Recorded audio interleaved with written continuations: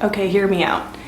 You may have been familiar with the KonMari method when it first came out in 2010, or you may have dismissed it altogether and said things like, minimalism isn't for me, or I already like everything that I own, and if I didn't, I wouldn't have purchased it. And if this sounds like you, I guarantee that you'll learn something new from this video. Keep on watching, and I have a few tips as we continue on with different categories. Marie Kondo suggests following the exact steps in her book for the best results. However, I'm here to restructure the way that it's presented to you and offer some tips and advice for actually implementing it into your life right now. For me, the KonMari method doesn't equal minimalism. Even though you'll inevitably end up getting rid of things, it's more about taking a look at the things that you do have and making sure that you love them, or that they fit into your lifestyle, or that they serve a practical purpose. So if you love all 74 of your houseplants, keep them, care for them, show them off, and just make sure that they spark joy for you. If you're having trouble with the classic phrase, does this item spark joy? I suggest asking yourself something like, does this fit into the lifestyle I'm aiming for? Or do I really enjoy having this item around? One of my last overall tips to consider before you start this process is to put anything sentimental to the side until the very end. Here's a quick overview of the categories. It helps to be familiar with these when you start out so that you can work on each at a time and not get distracted by other things. The categories are clothing, books and papers, kimono or miscellaneous, and sentimental or mementos. Now, when I first read this book, I could not believe that the other category got tossed in there, like just in everything else in your house. That's a lot of stuff to go through. So what I've learned is this. It takes less mental bandwidth to decide on what spatula or fork to keep than it does to decide on your clothing for what you wear for self-expression. So let's get started with the tidying. I know you guys are ready, and I'm gonna break it down step by step. I am here to provide you with that advice. The sun is changing, so we're working with it. The clothing that Marie lists is anything that you would put on your body. So things you probably thought of are tops, bottoms, dresses, hats, shoes, jackets, you know, you get the gist. Things you maybe didn't think of are jewelry, scarves, belts, and costumes. Now take each piece of clothing, pick it up, hold it in your hands, and ask yourself if it sparks joy. Might I suggest choosing an easy one to start? Use like your favorite t-shirt that you always wear, or a really fuzzy, cozy pair of socks. I don't know. Whatever suits your fancy. So stick with that feeling and look for it as you continue on with your other items. Hey cutie, are you going to a luncheon?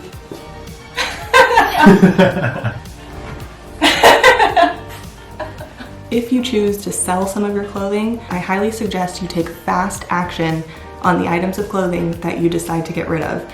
If those bags sit around on your floor and you peer into them every once in a while looking for a new outfit, this not gonna work, you know? I definitely recommend calling the place ahead of time, making an appointment, oftentimes with a Buffalo Exchange or even local shops now after quarantine. You do have to call and make an appointment ahead of time. So definitely do that. If you donate the rest of the items, or if you're donating most of them, make sure that the donation site that you go to is actually taking donations on the day you go. When you think you've put everything away and you look at your closet and you're like, wow, so clean, and then you turn around and it looks like this. I know from experience that the Goodwills in my area do not take donations on Tuesday and Wednesday. So when I first did this, I scheduled to start cleaning on a Thursday so that any of those days I had the opportunity to get rid of things same day.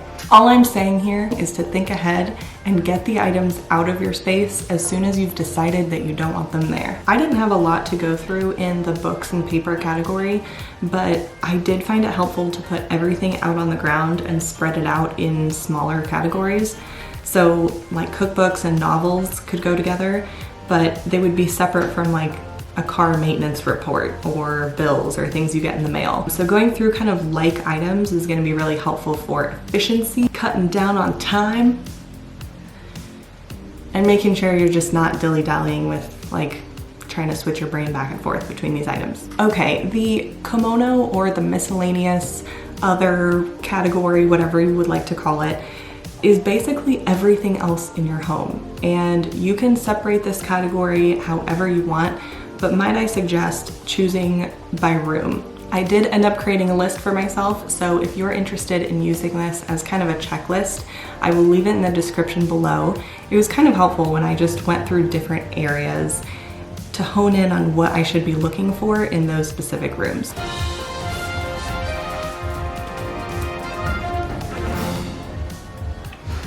I just ate some banana bread,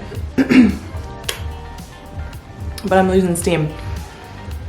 So I'm also going to make myself a cup of coffee. Our main method right now is pour over. Click right here if you want to see my most recent pour over video. But I'm gonna go do that right now. It's super quick, it takes like 5-6 minutes, so. We didn't have any coffee at all. Here are just a few examples of the miscellaneous things that are technically in the same category in the book. A TV remote, a can of spray paint, a toothbrush, a cutting board, hair products. It's gotta start popping. Gotta go quick. We have 2 small drawers and a cupboard underneath the sink. As you can see, the front panel of the drawer takes up a lot of the space, and then when you actually open the drawer, you've got like, oh no, it started popping. You have way less space, narrow wise, to go and put your stuff. Is it kettle corn? I had some last night. I have to like really crouch down to even explain this, but this isn't a very good use of space. So as I clear things out, I'm keeping that in mind and like thinking about what I want to actually keep in a cupboard that's below the sink this far, that I have to get down on the ground this far to reach things.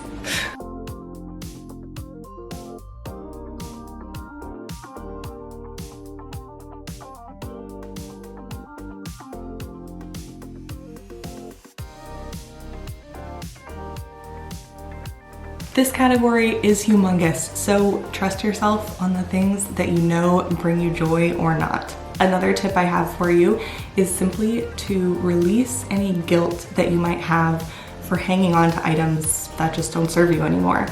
So for example, I purchased a really expensive product that just didn't work for me, and I felt guilty getting rid of it because I spent so much money on it.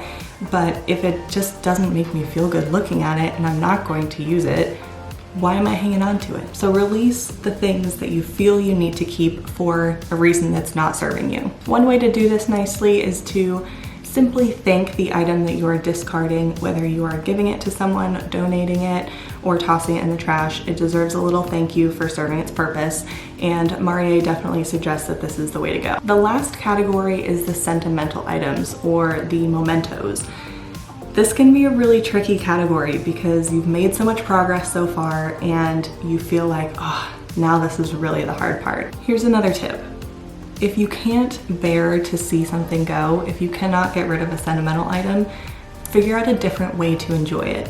If you have old photos and photo albums, consider digitizing them and actually sharing them with the people that would really enjoy looking at them. I have cards that people have given me that I really like the front cover of, so I've put that in a picture frame, and if I ever wanted to look inside, I would still have the message, but it's nice to look at on the wall, and it also becomes a display piece. Now throughout this video, I've been showing you small clips of what my space looked like before I did this KonMari method, so you may be interested in what they look like after.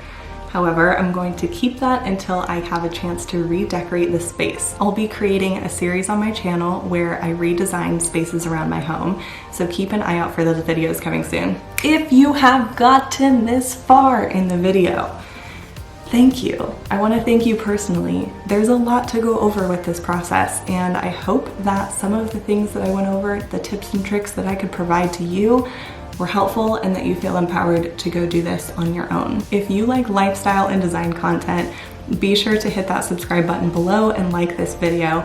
Truly, it is nice to live with only the things that spark you joy. Spark joy for you. Spark, you spark, no spark you joy. Gave me cookie, got you cookie. You gave me cookie, I got you cookie, man. I think that's it. Thank you for watching, everyone, and I will see you in my next video.